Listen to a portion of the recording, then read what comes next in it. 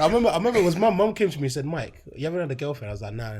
She's like, if you're gay, just say it. I was like, yo, like, what you mean, bro? What do you mean? Like, I'm enjoying being a... However... Uncle, was this a real discussion between you and your wife? Did you ever... Yes, of course. Until one day we find a lady slept on our bed. In your bed? No. Our bed. In your bed? Honestly. Well, Uncle, tell us what happened. Here we go, yo. So what's the scenario? We'll have to speak broken. Yes, you can slot it in every now and again. Okay, I'll try now. Yeah. Alpha. Day now. Day now. Shopper. Adupel. Prepare for long. Adupel for long. Jason doesn't speak it because he's Igbo. He don't speak it. So I still know a little bit of Yoruba here and there. You don't know no Yoruba, man. I know my bite here. That's Yoruba. Huh? That's Yoruba. Yeah. My foil, Lori. My welle. In all honesty, how many times have you been slapped properly the Chinese way?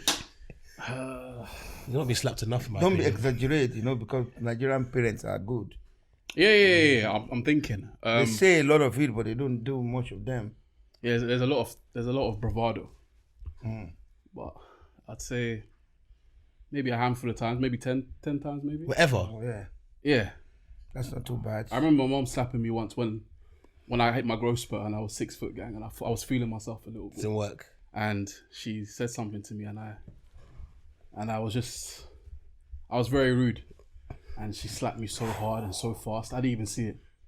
You're lucky you are born in this part of the world. At your age in Nigeria, you should have been beaten about 15, 20, minimum 20 times. 20 times? Yeah, by your parents, by your by people around you, I think maybe about 30 times. So in total, 50. Wait. You should have been enjoying 50 good slaps. Wait, Uncle, are you saying community beatings as well? It's not community. Community meeting is when everyone is beating you. But occasionally, you have everybody who feel like, you've offended them one way, or you've broken one traditional rule or the other. So they can just give you a little tiny good slap. So like Uncle Boya could just see me on road or something and he just slap me. I'm surprised that he hasn't. Wait, Dad, how many times have you beaten me when I was young? How many times you beat me? I remember a couple of them. Yeah, you got away with a lot, because... That's getting away. Yeah, you got away with quite a lot. I think it won't be more than... On a very, very high side, maybe about 12 times. 12? Yes. That's like half a beating a year until you get to the age where I can handle you again. And that's not too bad. Wait, so Uncle... That means I was good then. Are you saying that in Nigeria... I was the one that is good. It's not that you are not offending me. Are you saying in Nigeria that Mike would have held so many more beatings, or what we saying? I don't know what you guys call beating. It's a point of correction. We call it kind of, when, you get to know the reality from the fictions where you think you can fly. When people can just say, drag your ears and, just give it a little twist. That's not beating, though. That's just that's like a not little... beating. Yeah, that's calm. That's allowed everywhere. Another one you could do is, when people bend their hands, kind of, Yeah, the knuckle. The knuckle. The knuckle is always good. It gives you longer memories. It makes you... Uncle, I think Stephen's remembering some beatings. Stephen, how many times have you been beaten, Stephen? Yeah. That's why you are more gentler than these two. Because you got beat more. Yeah. Well, Uncle, are you saying that we should have got beaten more? Would it have been beneficial for us? Especially buying biscuits, which I used to catch you and Michael. You remember in Great League, you guys always go and buy biscuit after school. That's why I was fat. Yeah, that's what made me fat. A good knock on both of your heads. So we deserve knocks for those. Not even from me, from passerbys. You should have knocked me then. When I was buying the biscuit, you should have knocked me every time I ate a Mike, biscuit. are you hearing this? Your dad saying that people just walking on the street should have conked us. People that know me, because I'm a very popular person. Yeah. Every single person who likes me wants my son to be successful. If they ever see you doing something that they think is out of line, they just give you a little conk. Yeah. according to, to them. Yeah. And, when they report to me, I'll be able to give them a bottle of beer to say thank you.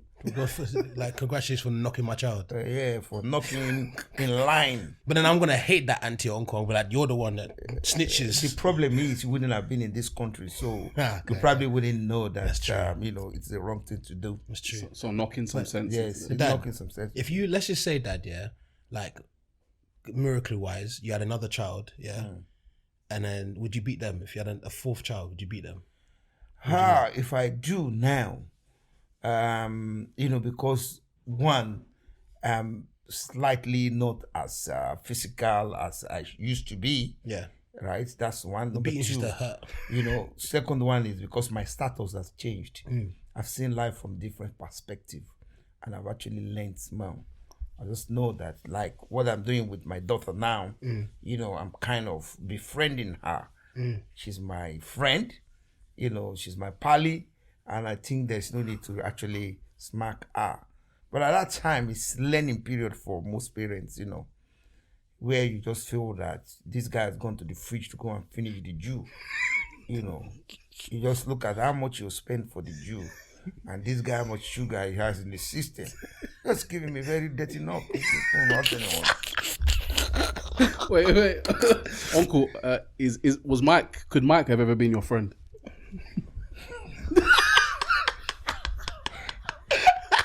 The Mike of 20 years ago couldn't have been. Why not, Uncle? Because I don't know. Mike himself knows that he couldn't have been my friend. We were enemies. I used to think you hated me. I was like, this guy hates me, bro. Couldn't have. This guy will knock the football in the house.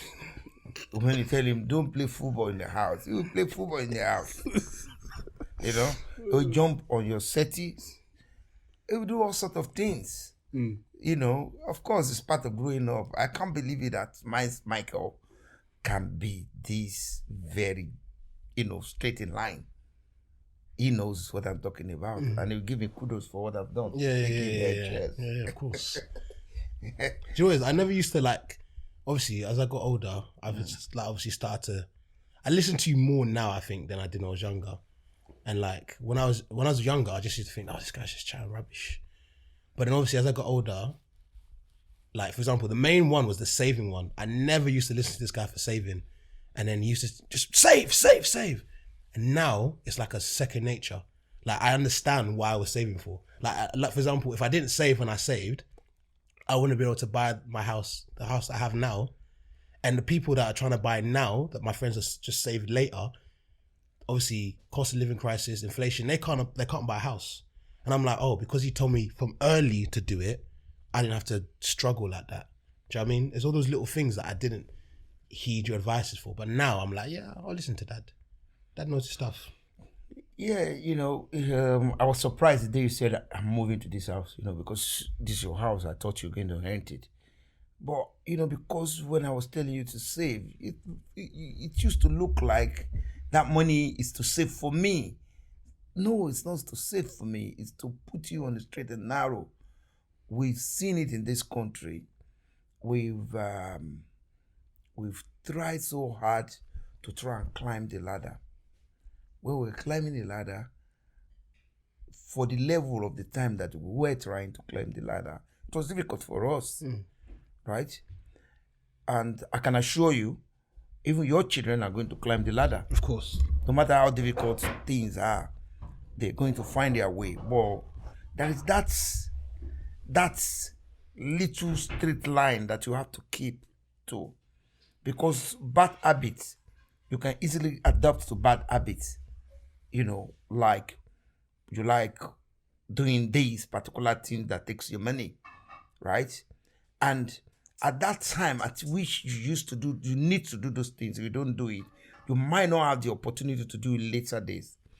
Imagine me today. I can't work for anybody again, right? I've never worked for anyone for nearly 25 years. I've always learned to do my own thing myself. And I have so many employees that I have to look after. I have to wake up early in the morning to know where is the salary going to come from? Where is the business going to come from? It's a very difficult thing to do, you know. And strength-wise, I do not have enough strength to actually go about doing early morning stuff. But I did quite a lot of it when I was young. That is what it means, that strike the iron when it's very hot. Strike it really hard. If you strike it very hard, you'll find life very easy. You know, you must have prepared your life for the retirement time. However, it doesn't mean that if everybody must do business, you can work. You can work your way up from wherever you're working. And, you know, not everybody must buy a house or everybody must. But make sure that you are straight. You get used to the right attitude and have the right mindset. I agree with that. Let me just check the camera real quick. No need to pause it though. Hold on. I'm sure you've had it from early though. Like dad's had it from early. Like, do you know those times when you're waking up to check the houses and all that kind of stuff from early? And I can't lie. I think that's the kind of thing that I'm kind of used to now. For example, like I have a friend, and she's finished university, right? And she's working in a cafe, and she said that she's struggling to be able to find like a good job or whatever. And like she had it in her mind, like the idea of like she wants to just work and chill after work kind of thing. And like in my head, because I was seeing you do the things that you did, like the way that I am is I'll do my work, but after my work is done, I'm not just doing nothing. Like I have in my head that I have to do stuff over the weekend, I have to try to do this, I have to do this, many things. So in my head, because of what I've seen you do, I wouldn't say it's wrong, but I see it negatively, in a negative light, the fact that you can finish your work and you're not going above and beyond. Do you know what I mean? Like, and it's the mentality that's been put in within me. Like whenever I see people they're just sitting around watching Netflix all day, I'm like, nah, I can't do that. It's not right. It's not correct. It's not correct. No, it's not correct, because life is even more harder now. Yeah. Just imagine the position we find ourselves all of a sudden. Gas, utilities, gas, electric, or whatever you are using is gone really up, right? Rent is gone up. Mortgage is going up. You need to prepare for it. Uncle, would you say it was easier back then when you first came to the UK? It wasn't easier, you know, because there was no one to guide you. I still remember that the very first mortgage I took was a very wrong mortgage because I didn't read the tiny little line. Fine print. Yeah, the fine print. I didn't read it. I didn't know that if I have to get out of that mortgage, I need to pay redemption figure of about 9%. Ooh. And you know, 9% of them is 9%.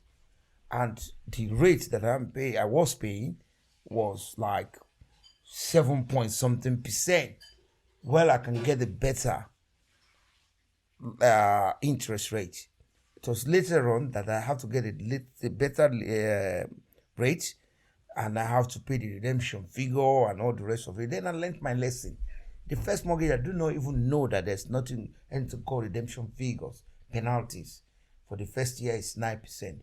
For the second year, it's going to be 7%. For the third year, it's going to be maybe 4%. So I have to wait with that mortgage for that long to be able to redeem it. So that was a lesson. However, it taught me a lot of lessons that, you know, I never stop. I keep going on. I bought the second house. I bought the third one. I bought the fourth one. I bought the fifth one. And I started going on. I became the biggest landlord in Hatfield. You know? And that was not even the lesson. The lesson was 1998 when the recession came. You know? Everything busted. Banks busted. You know, right from the subprime mortgage started coming. And my target was, I'm not going to lose any of my houses. You know, I'm going to keep paying the mortgage. All the credit line, everybody was coming to ask for their credit line. You know, I had overdraft. They're coming about. Maybe I had 60,000 overdraft. They want it back. I have credit cards, Morgan Stanley, and name all these subprime credit cards. You know, they all start pulling their money. And everybody pulled their money, and I was like stranded. And I ended up owing about £300,000. I was like, wow, how am I going to do with this? And I just went ahead, never give up, start looking for solution, and got a solution. And then the solution is keep working hard. I was selling fridge. I went to car boot sales. I was selling mattresses. I was doing all sorts of things, And I went up and tried to do truck driving. And I started to learn how to do truck. And I got myself into truck driving. I was earning, and I was fixing the houses. I was looking after the houses, so many of them. And that's how we survived. My wife was working as well, supporting. And we do not want the standard in the house to go down. We kept the standard. The children must have something to eat. The children must have eating in their home. The children must have clothes to clothe themselves. Those are difficult times. Those are things you can't call your children to say. Because we've seen this. That's why we're using that as a yardstick to tell you, do this. You never get it wrong. Do this. You never get it wrong. And thank God, everything is back to normal. And we're moving on. And the marble is in your hands to learn, to have learned, to have know all what you need to do and carry it on. Yeah. No, I agree. What was it like? What did you say the UK was like when you first came? Like, what was it? Because you said it was like beautiful, sweet UK. Yeah, Uncle, where was the first? Where was the first place you even went in the UK when you arrived? It was Victoria Station. It was Victoria Station. And you started living first in London? No, we were living in Colindale. What year was this? Like Colindale was 1993, thereabout. 1993, 1994. It was Colindale, like massive council house, and I never liked it. I never liked it for 1 minute. The house is what I don't like, but London, I really liked London. Life was good. It was not as dangerous as it is now. Then it was, at least people have respect. People do have respect. And things are not as expensive as it is today. There are jobs. People were being looked after. Unlike now, life has changed. Life has really changed. There is a lot of things that have changed. But that's natural. That's natural to life. You say things, like you say life has got, things have changed for the worse in a way. Yeah, it has. It has. Because I think today more people don't want to work. Because the government wants to remain, whatever particular government, whether Labour or Conservative, they want to remain. And they're putting a lot more carrots for people to be able to gain relevance. But some of these things they're doing, they could have done it better. They could have make people get used to working, right? And the country is losing its position in the world market. That's my observation. I won't say what this is what they should have done to get it better, but I think the youngster of today, they're more particular about the kind of clothes. We used to have clothing that are very, very reasonably priced. We used to have C&A. We used to have all these stores that they're competing for bringing prices down. Not today, when people are so particular about designer wears. To me, to our generation, I don't think we're so used to designers wear. We just want to wear something that is comfortable. We want to eat something that is right for our system, and that's what we keep to. Uncle, do you own any designer wear? Designer wear, I indulge in. Do you own any right now? I own a couple of wristwatches, and that's all about it, really. And when did you? At what age did you get those things? What age did you say, I want to treat myself? Yeah, I was 50. Wow, that's great. Because now, even little kids that are in school. I remember before I was wearing in school I was wearing Lonsdale, Slazenger, all them Sports Directs, dead brands. I remember when I was 15. Do you remember when I was 15? I said I wanted a tracksuit. Remember when the first time I wanted a tracksuit? Yeah, and you said to me, "Why do you want a tracksuit?" I still don't see any reason why. And I remember you and Mum got me this Umbro tracksuit. I remember it. It was red No, it was like bluey red. Blue red, yeah. Blue that's red, right. Yeah, blue that's red correct. one. I remember. I said I want a Nike one. You said No. no. You won't He get said it, no. you know. You won't get it. And you know that tracksuit argument from you Yeah. expanded to my house. Because when I asked for a tracksuit, my dad goes, why do you want to wear a tracksuit? You want to be sagging your trousers? You want to be sagging your trousers like those boys in London and looking like a gang, like you're in a gang. I was like, nah, Dad, I just want a tracksuit because my friends have it. You know what he did? He bought me the same. You Umbro. guys don't understand the sacrifice of we parents. Why are we in a hurry to leave London? We're in a hurry to leave London because we don't want you guys to be exposed to some culture, you know, some gangster culture. We're scared. That's why we decided to come and live in the suburb of London. And when you were going to school, you remember I took you out of the school you were going to in St. Albans. The reason was because I saw you with a baseball scarf. 10 pounds. Jesus is Lord. The New Era hat. Where did you find money to buy 10 pounds? You know, where did you find 10 pounds? A whole How? 10 pounds, Mike. It is Wow. massive. Where? And I went to, there was a guy in Bohan who sold it to him. And I said to my wife, this guy have to go back to Nigeria. You know. Wait, Uncle, was he moving a certain way when he started wearing the hat? Was his attitude You know, changing? he does. You know, it I won't was be the long. same. It won't be long, but you will know. You know, you are getting to that level at which, you know, I said 10 pounds. How could you have afforded 10 pounds? It was actually £15. I just told you it was £10 because Just imagine, I would have broken your head. Wow. If I knew it's 15, I would have broken his head. Honestly.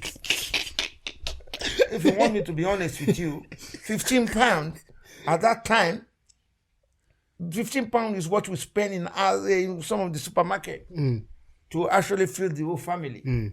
You know, and you use that to go and buy a hat. I can't believe it. I really still cannot. Mike, Right? And that's where you have to be moved away from that school, straight to John Henry Newman. It was difficult.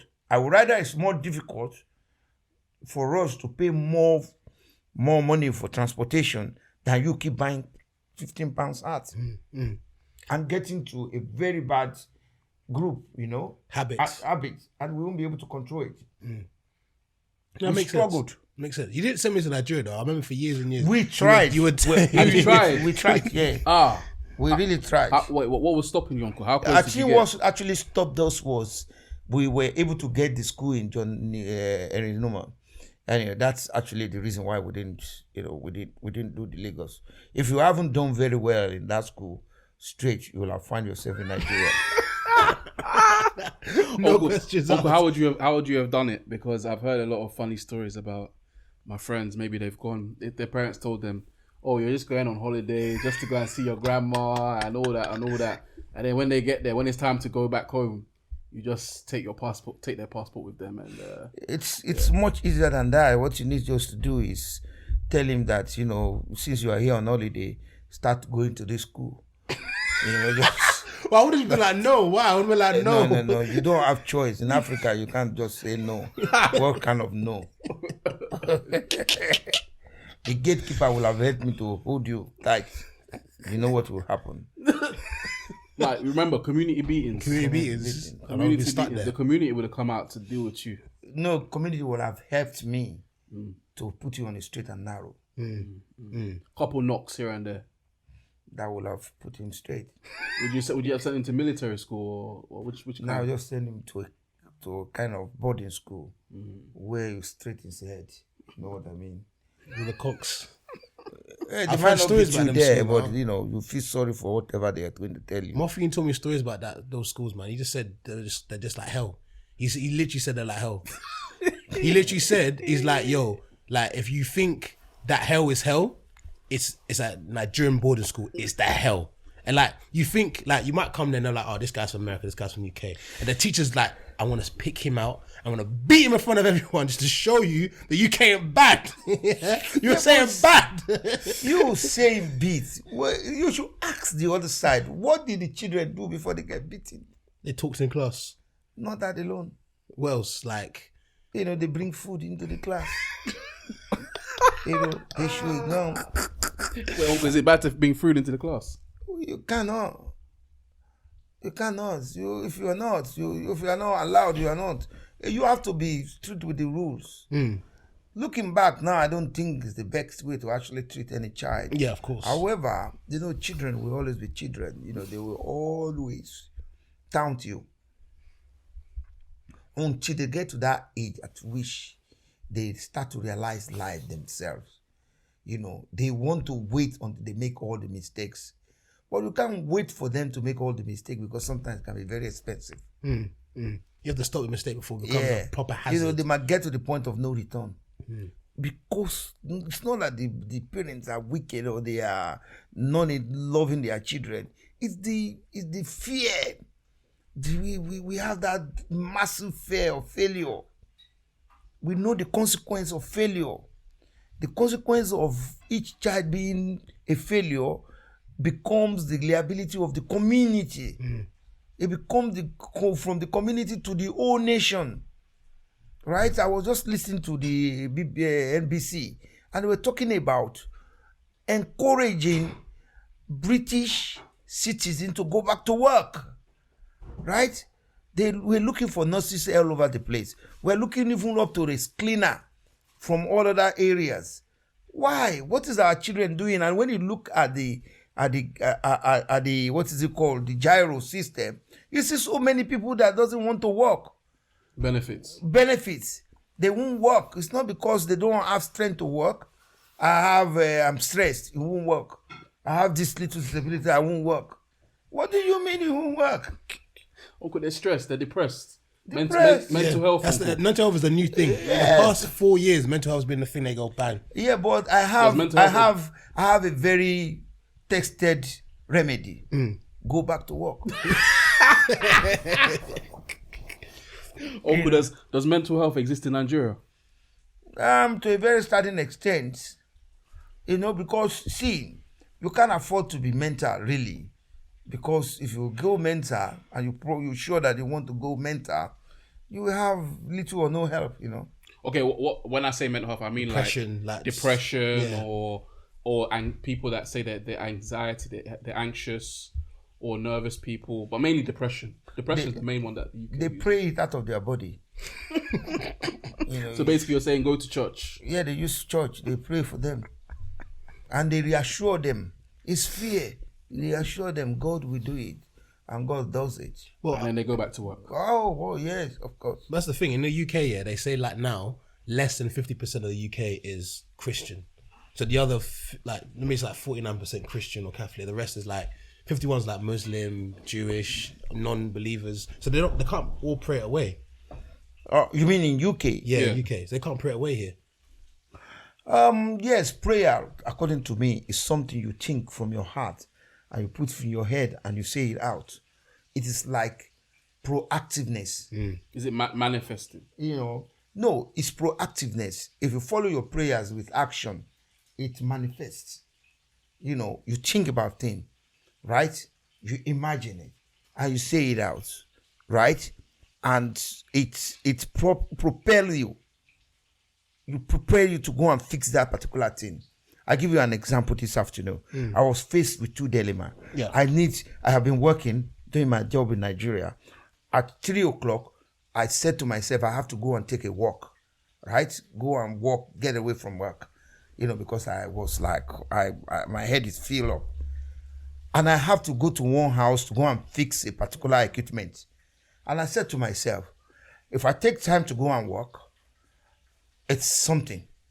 I took my tool, I put it in a bag, right? I took a walk down to the house, fix what I got to fix, jog and walk back home. So within that hour, I've done two things. Yeah, I've been able to catch my exercise, and I fixed what I want to fix in that house. Do you get what I mean? So that is how prayer works. I pray to finish these two things today. Do my normal regular job in Nigeria, fix this particular thing, come and have this podcast, come on. I listed everything. That was my prayer, right? But if I just pray, I expect some spiritual thing to sort things out. I'll still be where I am, sitting down. But today I've been able to do my job. That was my prayer. I've been able to go and fix what I needed to fix, and I fixed it very well. I've been able to jog or walk, right? I've done that. And now as I speak to you, I'm doing the broadcast. So I have a fulfilled day. Thanks to the Lord Almighty. Amigo. Yeah? Amigo. Yeah. So if you have such mentality, right? Laziness will be out of you. Right? It is very cold. Yeah, it is very cold. Once you start to walk and walk fast, you don't see the cold. Right? It's the beginning. And there's no gain without pain. That little pain of getting into it and start getting on with it and cracking it can defeat all it pain. Can defeat all kind. Thank God I live in a house where I can see people walk by. And that is motivation. Oh, that's that man walking by. Right? And I walked. And I got it done. I mean, nobody will arrest me if I sleep in my bed and sleep off. I don't even have anybody to tell me, don't do it, don't do that, don't do that. I wake up when I want. But I don't just want to wake up when I want. I want to be disciplined.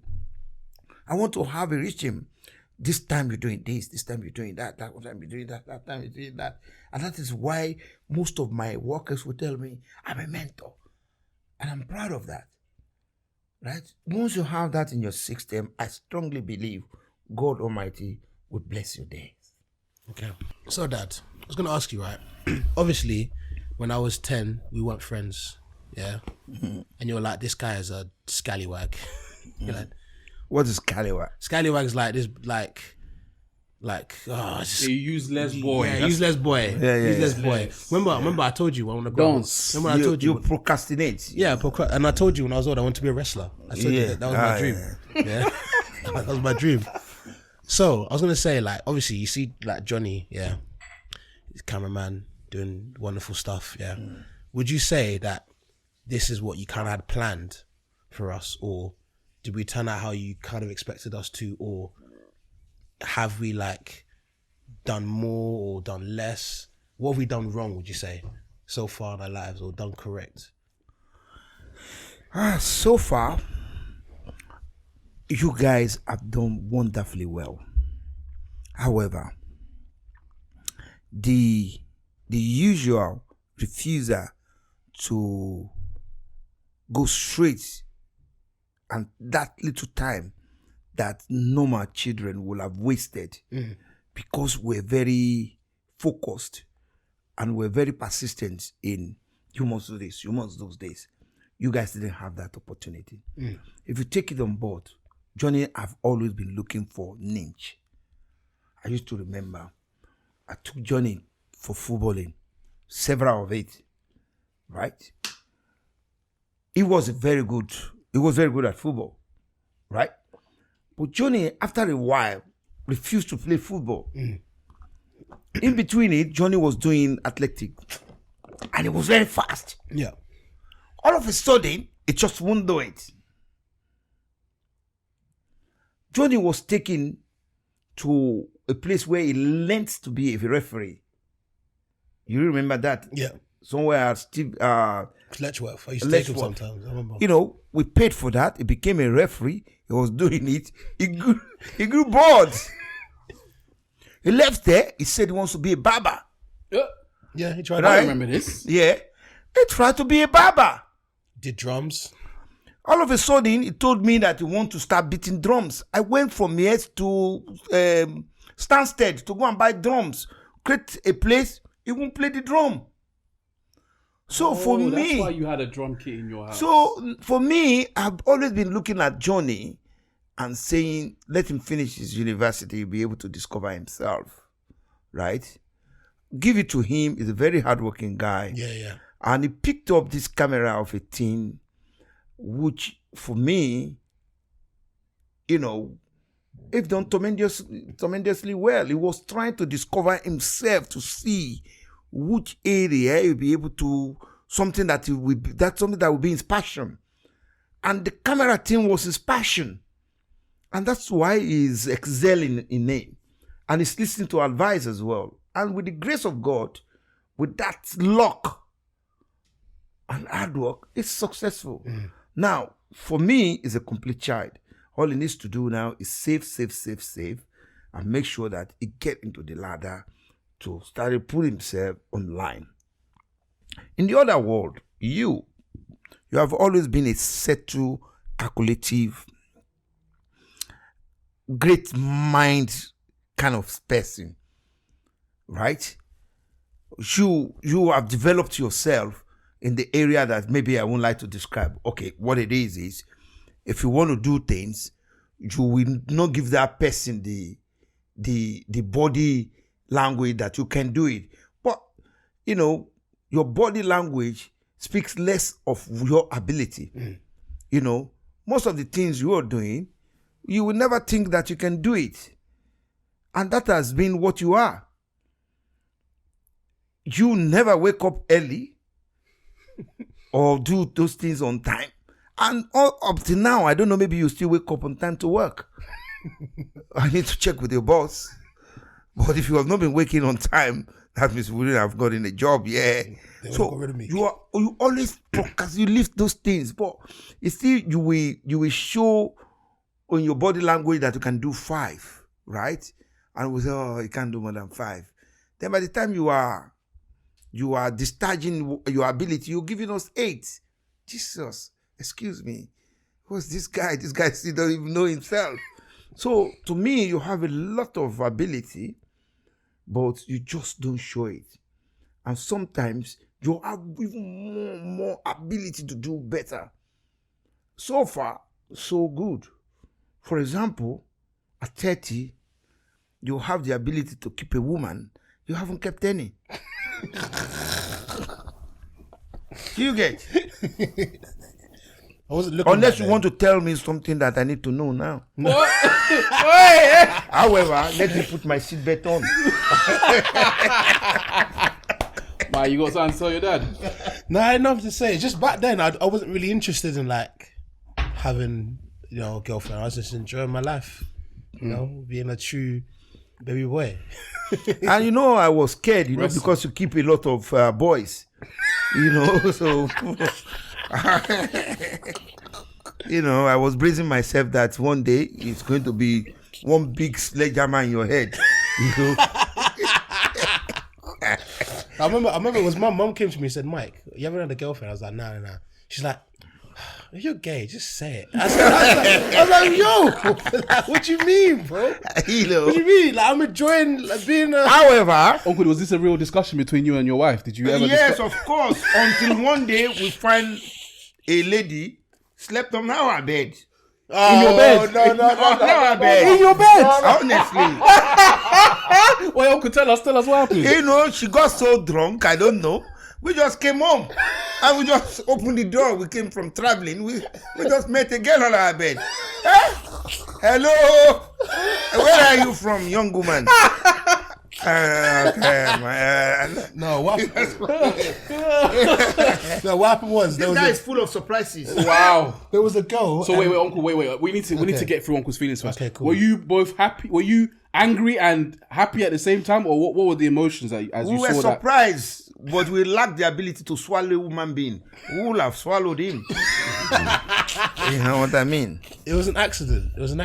I think she woke up in the middle of the night, went to the toilet, got lost, and she went to your room. Can you imagine?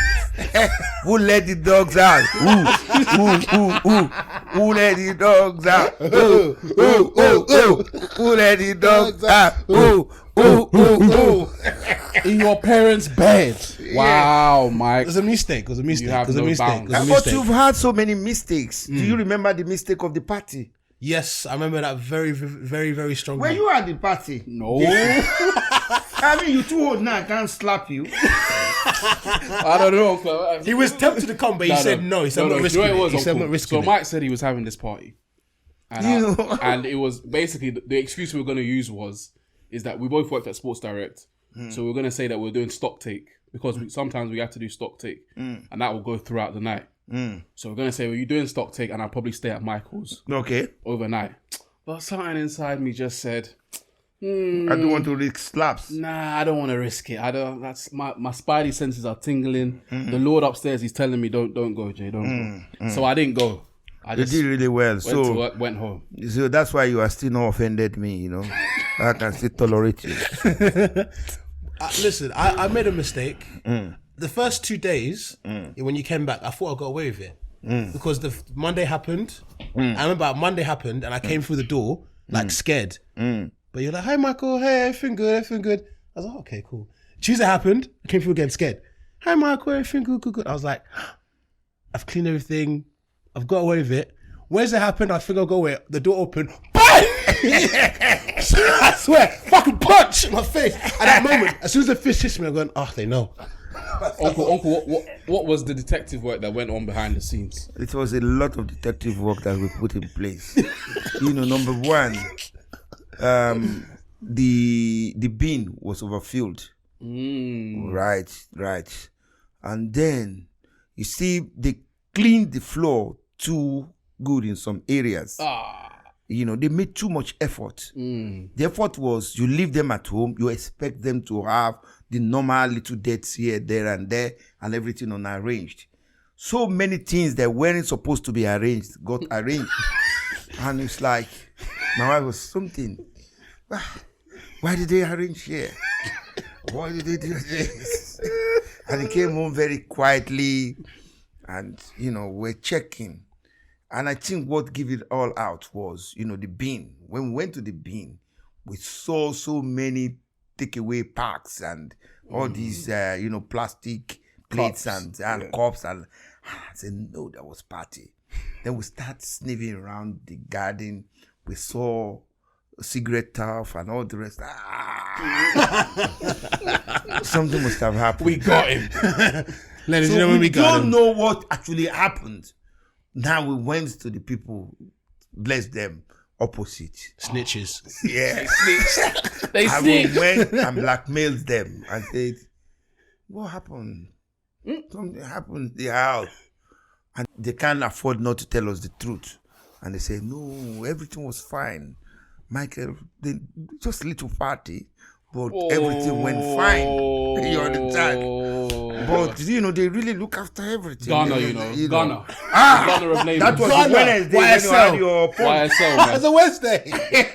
I remember that. That's the beating I remember the most in my entire life. And, we got him to do what we call confession. Yeah, and he confessed. Wait. How did you get him to confess? What did you say to him? When he see my eyes. There's no point lying, huh? There's no I said he point. hit you with a Sharon gun, bro. Said confess. Yeah, you have to confess. And now told us everything, how it went. We kept my drink somewhere, that kind of thing. But, it's kids playing kids, but we were scared. It's also that we're scared. We're scared of failures. We're scared of not adding our own value to the community. Our wish is to add value to the community, to add value to the country, right? Not when you see a child says, I want to be a wrestler. Regularly you talk to your children. What is your career intention, right? I want to be a doctor. I want to be a pilot. And all these very high-profile engagements, career. And the child says, I want to be a wrestler. A wrestler. But Uncle, I mean, That provides entertainment for people. Yeah, but The Rock, the wrestler Rock, in Uncle. UK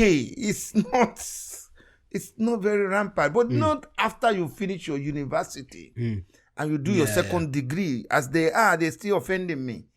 The other one is supposed to go and do degree in photography, and this one in administration. I don't know what they're waiting for. Yeah, but Uncle, what's the benefit? The masters now. You mean masters, right? Yes. There's no benefit. I don't think there's a benefit for me to do it. I've even asked. I've asked people that are like high up in certain companies. For me, it would be marketing or digital marketing or social media. That would be my masters. Okay. And everyone just says there's no benefit. Like they prefer experience instead of qualification. Or even better yet, if you can get like a professional qualification like training or these project management or certificates, they prefer those instead of going to do masters. Yeah, but that was our own mindset. Yeah. That's how we were trained to believe that people have to do their masters.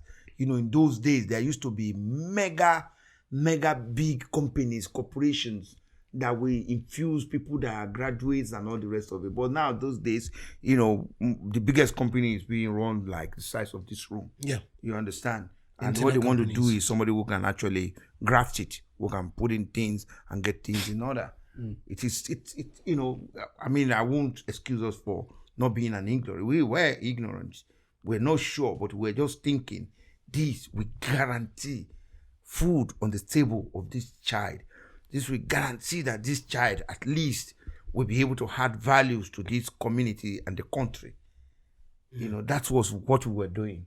You know, we could be wrong. We're not, you know, we're not super intelligent that we can go wrong. Yeah. So, and that was it. Thank God today you are here.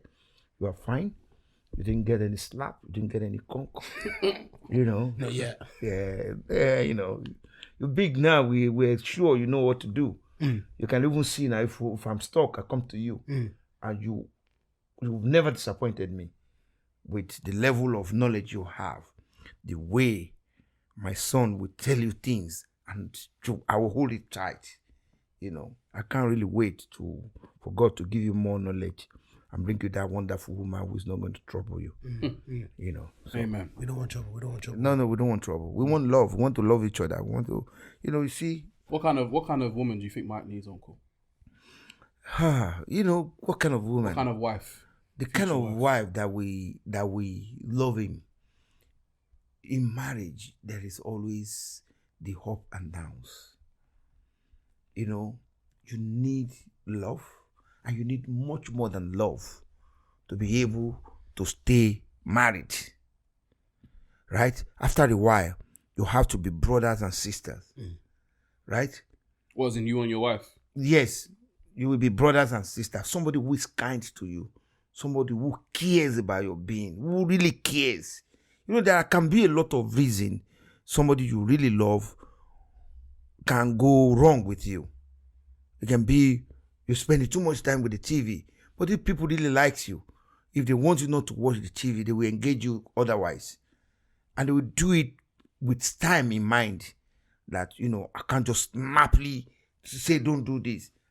They engage him, they divert his attention, and before you know it, and they really invest into your future. You invest in the future and they invest in your future. And that's what it should be. And that's when you know that, bam, marriage is there. Somebody who is your girlfriend who has gone to go and buy a bottle of beer and just bought her own and say, if you want, bring me money. And, you know, that means that person is not investing in you. You understand? You start to know that if push comes to shove, they're out. So how did you know that Auntie was the one for you? What did she do? Yeah, you know. It's a long story, you know. It's a story of 34 years. You know, she really was. You know, in those days, because we were young, we were able to discover. But that's not the issue. The issue was we're able to maintain each other. We're able to, from time to time, there's always, you want me to be like this, I want you to be like this, and before you know it, we both cannot do without all this, our little arguments, all this disagreement, and that's what it is. And that's where we are today. We're still learning. You understand? And then it's like, we had this issue. Oh, no, there's too many things at stake. For this, we're going to remain. You know? And to God be the glory. If you get upset, right, and you take any unnecessary drastic action, right, fast forward, throwback. Now, you didn't take any action. After 2-3 days, you see that you are happy again. So patience is the key. Patience is the key. Forgiveness is the key. Right? Thinking back is the key. Remember the good things. Remember the good things. Once you remember the good things and the person still have ability to be better, you just give them the chance. Be it a friend, be it whatever, a Jason that I've known for several years is better than one other person that I've not met. You know, Jason will always have sweet in his pocket. Yes, that's what you have. You know, in Jason. So it's better don't change him. Do you get? Right. So it's always like that. I can remember some of the things I've done in my life with some of your friends. I was a time with Kus9. Oh, yeah. You sat down. You sat down. Your favorite uncle, Quinton. Yeah, my favorite now. Yeah, he's a wonderful guy. I want to see all of you do well. You want the guys that are moving with your children to do well. You want to see the trail of good doing well with them. I think it was a bus pass issue. Do you remember the bus pass issue? No, it wasn't the bus pass. It was the party from Pfizer's party, and it went to the other party. Yeah. That was it. It went to the other party. Yeah. What happened? I have a very faint idea of that now. I can't remember, but the one I remember very well was somebody borrowing bus pass, and I was scared that they're going to get them in trouble, and I was very angry, But you see, going back, all the boys did well, and I'm so happy, right? I'm just so happy. One Christmas, Kusnai brought me drinks. Not one drink, drinks. And, even though I don't want to drink the drink, I drank it, because it makes me feel fulfilled. You all have grown well. The only worry I have is somebody having camera all over his car. I don't know. And big exhaust. Extra diesel. I'm calling for trouble. Yeah, calling for trouble, I mean, it's for video content. It's for content. Content. I mean, I've only been stopped 4 times in a month. Okay, it was video content. Okay, that's good. Yeah. That's good. I'm never in the wrong. I've always got all my documents. I've even got extra warranty. I've got everything I need to have, and I'm within the law. So there's nothing. And I'm always polite whenever you get stopped. I've been stopped, so it's not an issue. God will be your strength and will guide you. Yeah, amen. I mean, it's just another business model now. Like making content like that is just a new business model. I've seen the gap in the market, and I know that if I'm making some improvements now. I know that if I do it well, it will be another earner for me on top of my job and other things. And it's something that I like. Side hustle, and it's something I like to do. I've always liked cars, so it's win-win. Good. The blood of Jesus on you. Will guide you. Amio.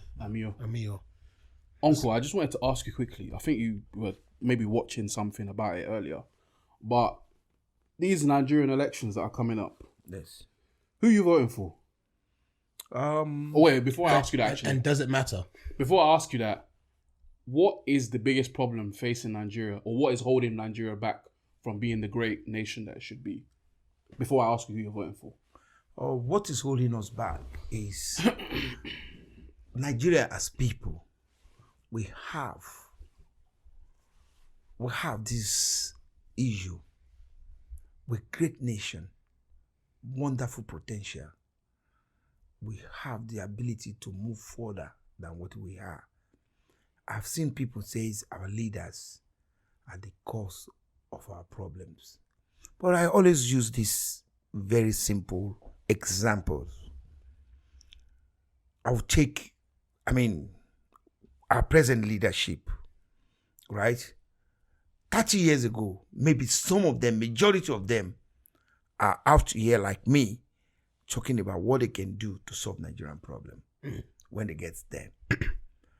Many years after they went there, they still can solve the problem. As in expatriates.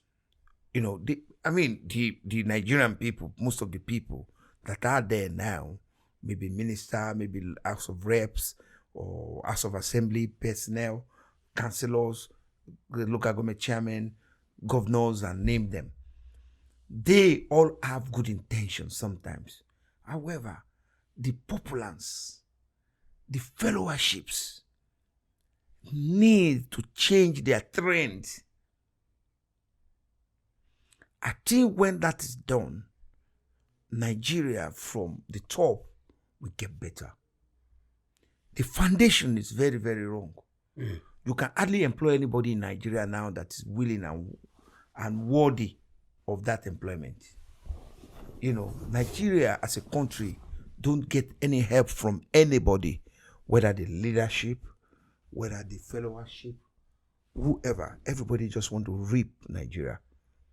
That is what we have as a problem. But I'm sure the orientation is coming. Quite a large number of people are coming up with great ideas, with the right mindset, with less corruption-minded ideas. And I think when that is implemented, it will start to get better.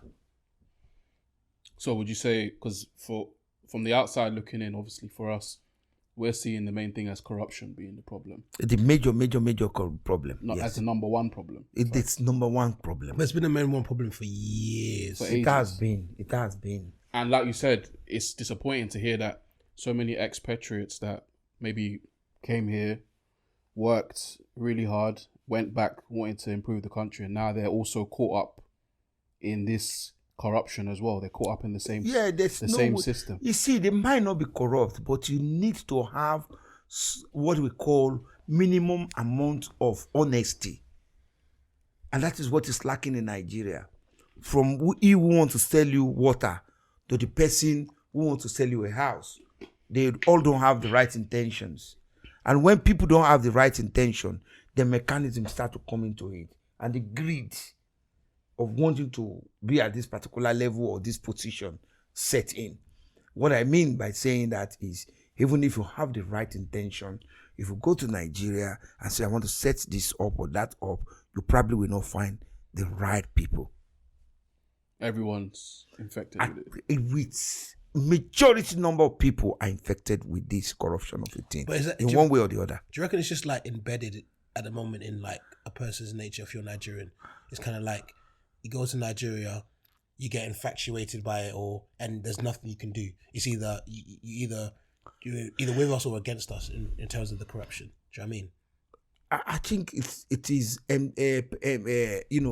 epidemic. That majority of Nigeria are corrupt. But they will say it's hustlers. Also, I think those words are very wrong for us at this stage of our lives. We should all go straight. For example, I give you an example of this new note that it's just been. You will never find any clean note from the bank, but you will go to a party, you will find one scruffy-looking woman or man, and they're handling so many big part of it. You have to buy from them, plus 20% of what the value of the money. Yeah, you understand. And I always ask myself, where do they get the money? And I have bank officials can get me that money. So if we can't get it right from the bank, where else can you get it right? And this is just even the case now. I go to my bank now and say, please, can I have equivalent of £300 to be able to run my local expenditure? And they'll say, no cash. But then I'll go to a party and you see a woman is holding it. I'll say, this is 100 naira. You pay 140 naira and I'll give you 100 naira. Right? Where is she getting it from? It's from the same bank that I've gone. The people at the bank have given it to her at 120 naira. They get 20 naira.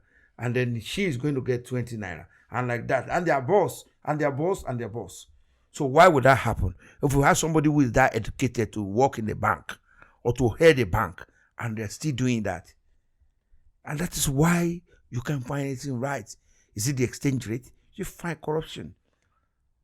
You see black marketeers are running all around. They're not hiding. They're there in the bank. Everybody can see them. In the open. There's nothing anybody can do. The law cannot do anything. For example, you have majority of our policemen, maybe 60% of our policemen are guiding individuals. As in they're helping the corruption. Yeah, of course they're helping the corruption. They are escorts to all these criminals. Because they're getting paid from it. No? Because they're getting paid from it. People get you, what is it called? They kidnap, they put in their this thing, they call their police escort and say, hey, where are you guys? We're going to Sokoto. And the police will unknowingly, without even checking you that you are a kidnapper, we help safeguard you to a secret place. They get you through all the system, all the checkpoints and all the rest of it, and you have your victim. And the same thing when you want to collect money. They want to collect money from you. They still use the same security system. So corruption is endemic. It is in our system. It is in our traditional system. It's in our government system. Name the system. SME, medium scale businesses. Everywhere there's corruption. It's a shame. Who am I going to vote for? Yeah. No one. Really? Absolutely. But I remember you that was telling me that one time in the party, you vote for one guy, the next 4 years you join the other party anyway. So what's the point? What's the point? What's the point?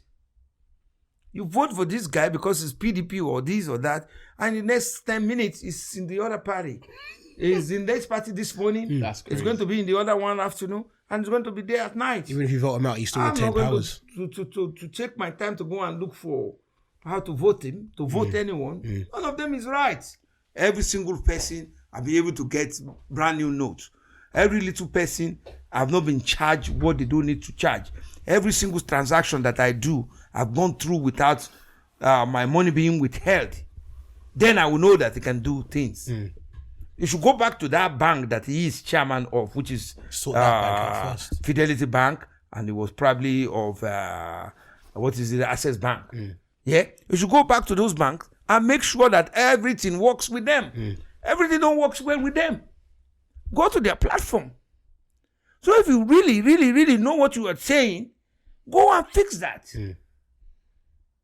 Good point. So it's easier for him to just go read, crime it, go out there and say it. Who is going to listen to his orders? He's going to go out and say blah, blah, blah, blah, blah, and nobody is going to listen to him. They will do otherwise. He can only be in one place at a time. And half of the people that are with him are there to reap benefits. What happened to his former spokesperson? His name is Akin Okupe, right? He was going to be jailed. So how can he not be able to have vented that man? As in vetted him and checked him out. And check him out before he bring him out as a spokesperson. So he's also in corruption. He is also in corruption. Was he not in the same PDP party a couple of months ago? It's because of his own personal gain. He wants to be the president by all means. That is why he left and joined Labour. So he was another party as well? He was another party. Right. That's it. That's the switch. He did the switch because and he was going about like his pricing haggling. Oh, will you give me to be the president? If you don't give me, no, I'm out. If you don't give me, must it be a particular person to be the president? You can work in a department. Let him start from local government and fix it properly. Clean it up. Let's see what you can do. Show us your CV of doing something. Yeah. I remember when a couple of years, was it last year? I told you about like corruption in like British politics. I was like, and you just laughed. You're like, this ain't corruption. This ain't corruption. What, Boris Johnson bought a few things. It ain't corruption.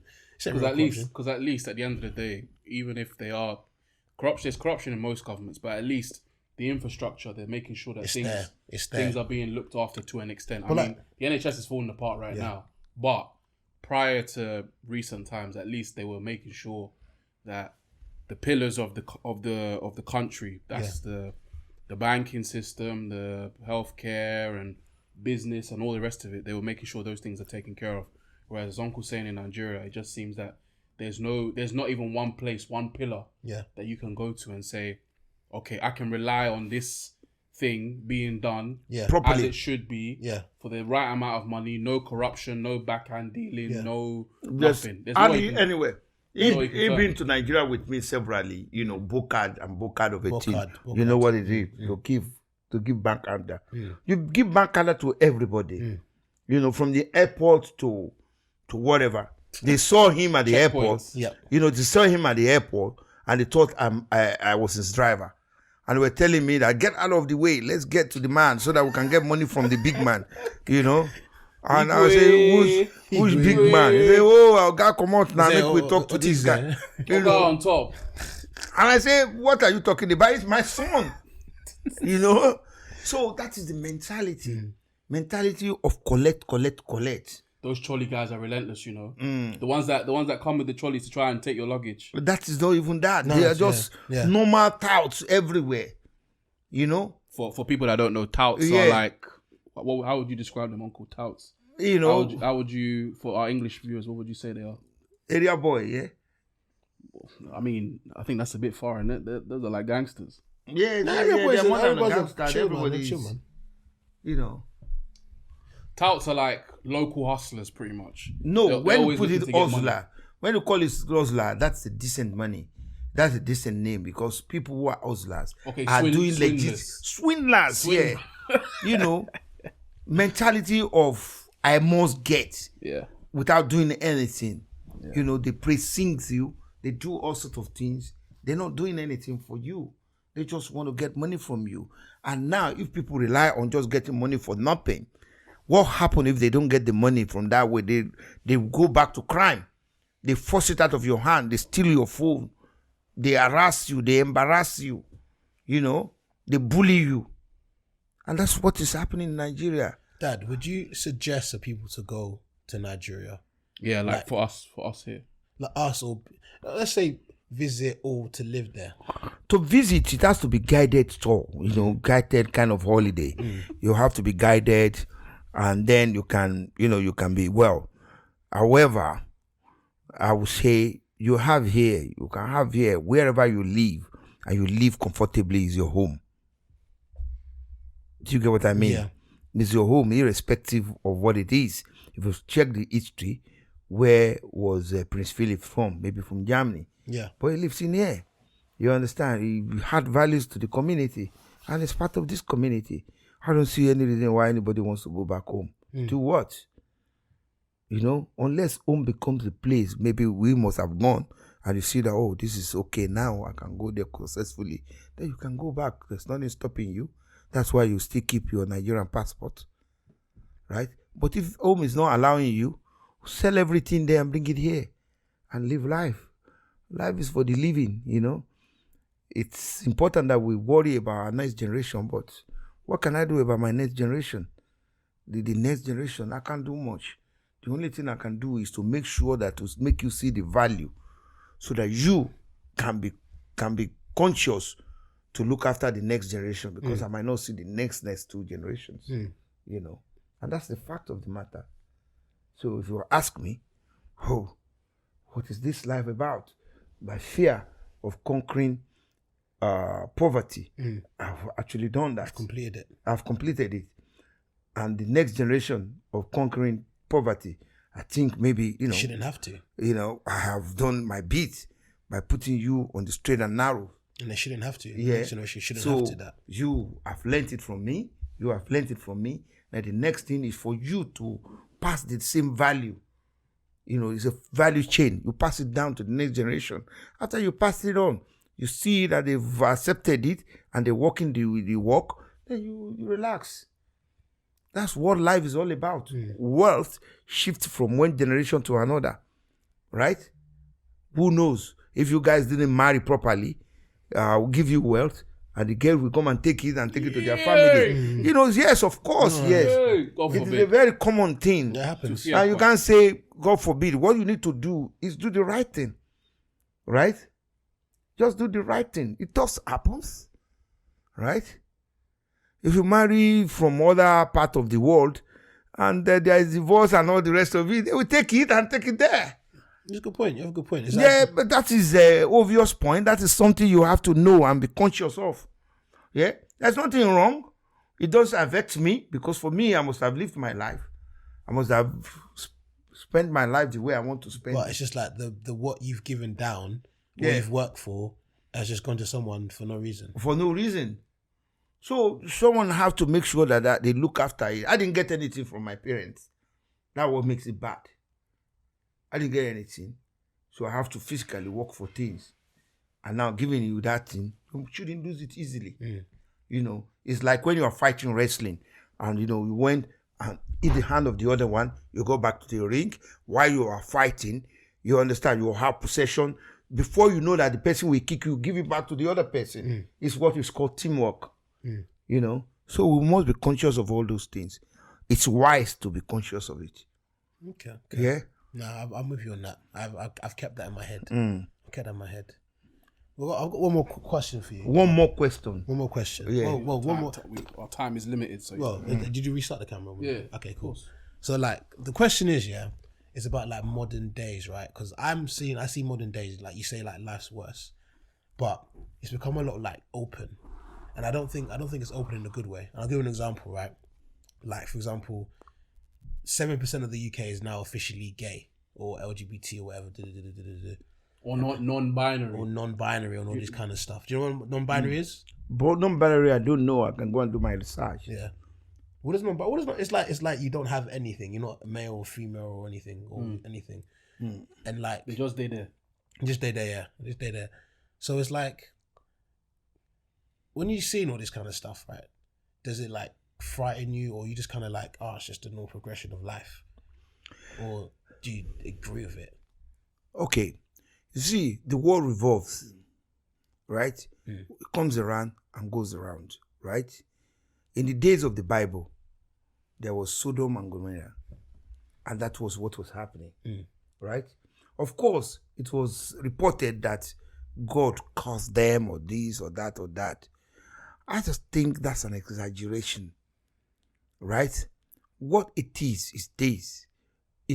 There's nothing anybody can do to stop it, right? The only thing that makes me uncomfortable is if I'm doing what I think is my kind of nature, and you are doing your kind of nature. Once you are not disturbing my life, I shouldn't disturb your life. Any human being can have the right to say they choose their sexualities.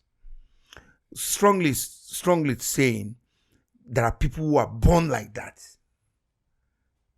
You know, there are people who are born gay, right?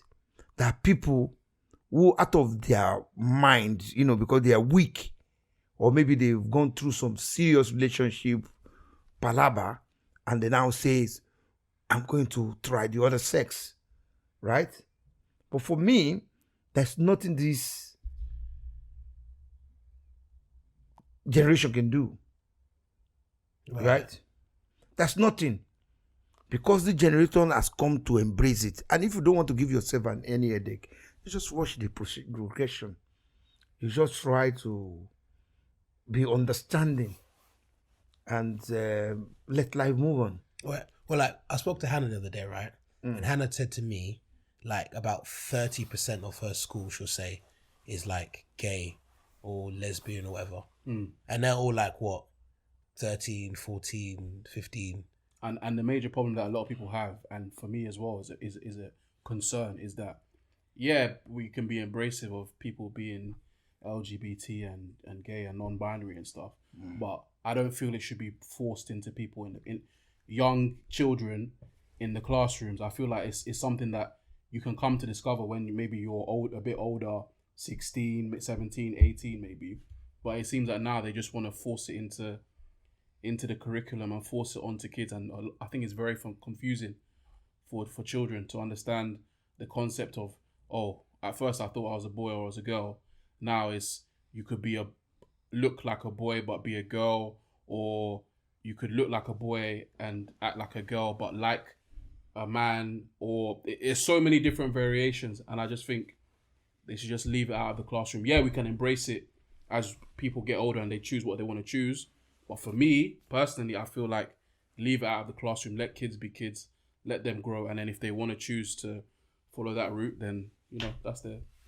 I strongly agree with your point. However, I think the so-called this gender issue thing, as much as we were growing up, they've always taught us a man and a woman, and they get married, right?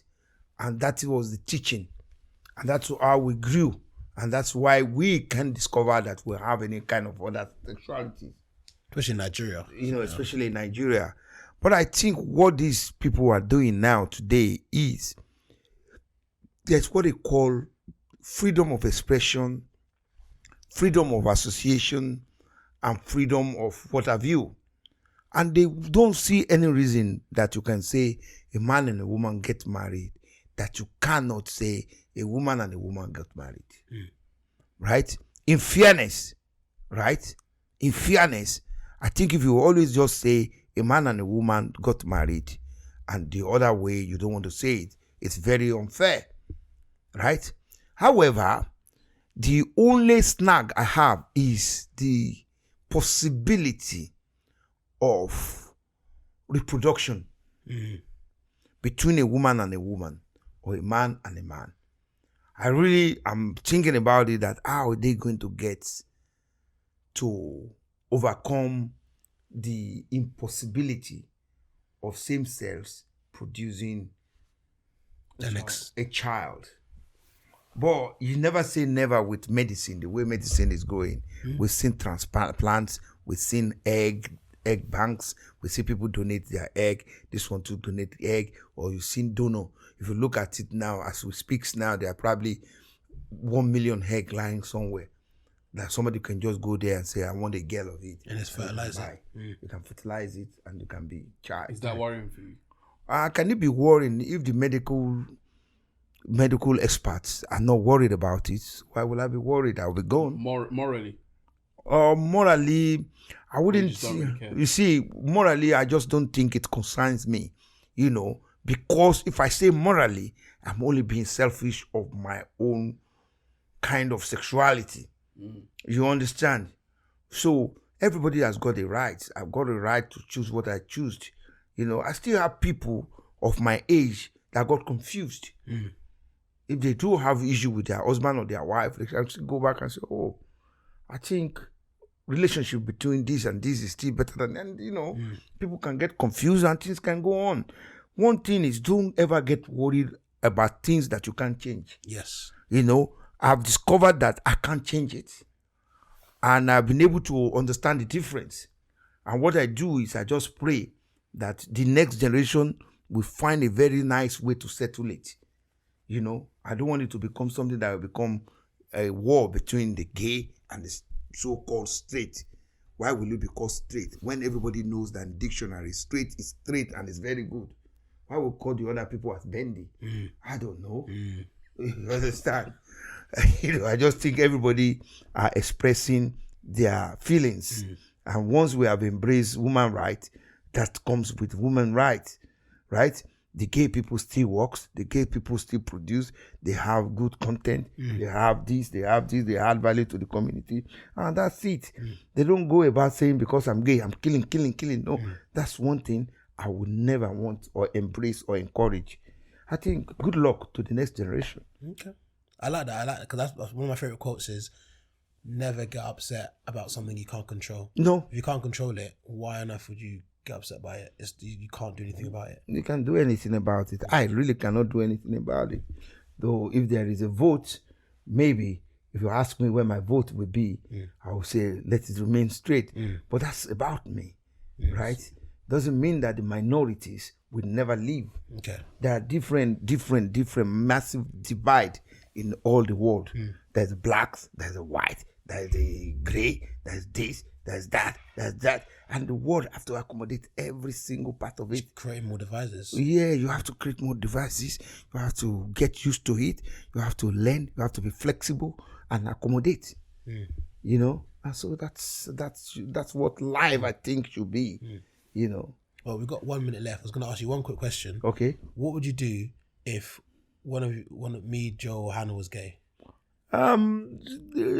See, it's a very tough question. Emotionally, you will feel bad because of the stigmatization. That is going to be the biggest worry, that the stigmatization. But as far as that person too, we understand that point. That for me, if I have a child that is gay, there's no way any of my family member or any of my friend will not look at it in a very negative way. But that is what it is today, right? That is exactly what it is today. But who knows tomorrow what is going to happen? And that is my worry. That would be a greater worry for me. Yeah. And because I do not understand the territory that he or she is going into. I don't know how they do it. So I'm born to be afraid. However, I will try my best to understand it. To understand it and to try and say, to be sure that that person is really sure of what they're doing. Okay, Mike, so you can tell him now. Don't worry, I'm a straight and narrow, I'm a bendy. Yeah, I can imagine that. You know. His friends would disagree. But Uncle, we thank you very much for coming on and giving us some words of wisdom. And we appreciate it. Yeah, Dad. Love you, Dad, man. Thank you very much for asking for word of wisdom, because this time could be spent doing something else that is not adding values, but we have add values to each other. Yes. I understand you too clearly, and you understand me very clearly. But I'm sorry for all those conks. I forgive you, man. I forgive you. I forgive you. It was needed. It was needed. Anyway, guys, please like and subscribe. Thank you, Uncle, for coming on. And share. Share this with other people and learn. Thank you very much. Thank you, guys. Yeah. That's right. Uncle, thank you. No. Always with you, man. for sure. You are good. You are good guys. Here we go, yo. So what's the scenario?